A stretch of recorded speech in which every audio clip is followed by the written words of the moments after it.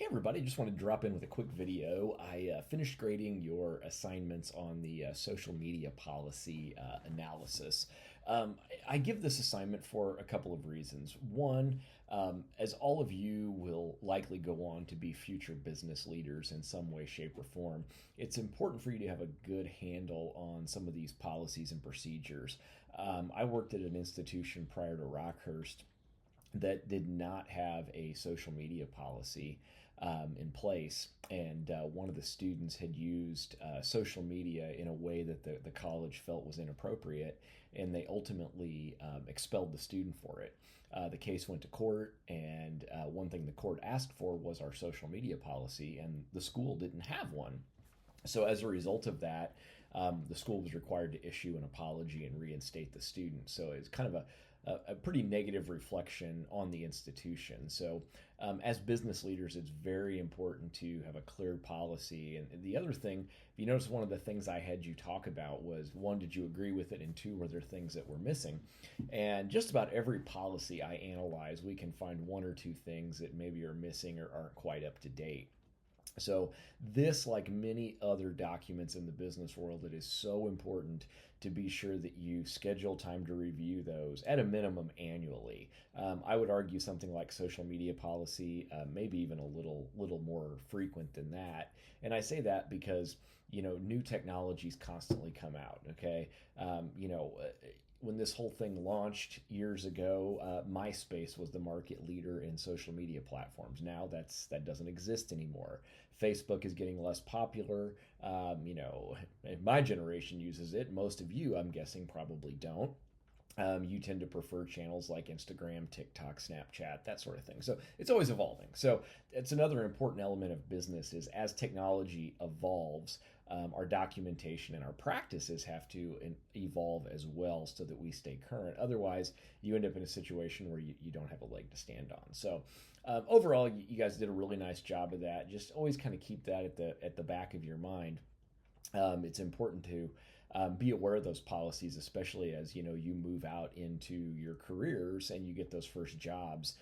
You want to know what is and is not allowed, because a lot of times what we find is situations like several of you mentioned it in some of the policies. Are you allowed to comment against comments that people make on the company page? So, for example, if you analyzed Adidas, and let's say you work for Adidas and you see on their Facebook page or on their X page somebody commented negatively about the company, are you allowed to step in and defend that? Okay, some companies have a very strict policy of no, even though you may be acting in the best behalf of the company, they just prefer to let their PR department handle that. So always be cognizant of that. Okay, so last up, I've had some questions over the last couple of weeks around acceptable use of AI. Okay, number one, if you're unclear if it's acceptable use, reach out to me. Okay, I will gladly answer those questions for you. Okay, so a question I've gotten from a few of you: is it okay to use something like Grammarly? Yes, Grammarly is fine. If you want Grammarly to help correct your writing and offer a few suggestions, I'm okay with that. What is not okay is letting AI generate the entire assignment, feeding the whole thing to AI, using AI to do all of your writing for you, not acceptable. There are some assignments later in the semester where I will let you tinker with AI. We'll do a unit on Python later in the semester. My job is not to make you programmers, okay? If you wanted to be a programmer, you wouldn't be taking this class. In fact, you probably wouldn't even be enrolled at Rockhurst. You'd be across the street at UMKC in a computer science program.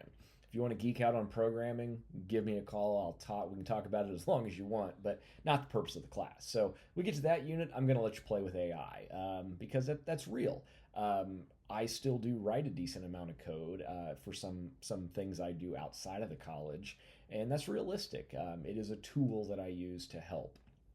Just like AI can be a tool to help you, it should not be a tool that you just hand it all over and expect AI to do it all start to finish. Okay, it's not perfect, but most importantly, it is not worth jeopardizing your academic future just trying to save some time. Okay, if you need help, reach out. I'm happy to get on Zoom. I'm happy to take a phone call. I'm happy to text with you, email, whatever works.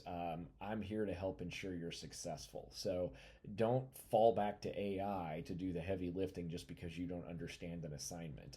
I'm here to help you. Reach out, okay? But if you don't reach out, I can't help you, okay?